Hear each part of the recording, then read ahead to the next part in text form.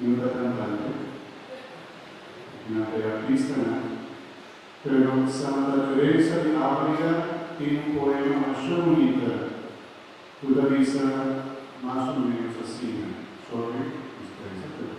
y pide eso. Nada te turbe,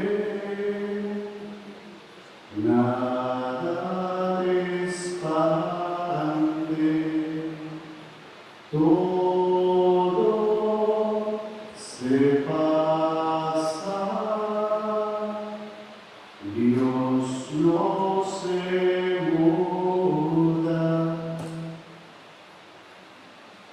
La paciencia todo lo alcanza.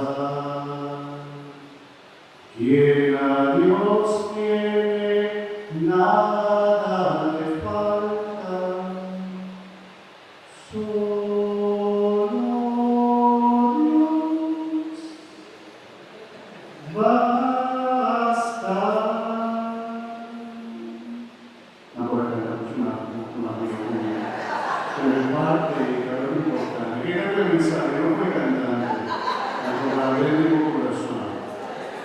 Solo Dios basta, nada da falta, solo Dios está suficiente para nos vivir y salir victoriosos.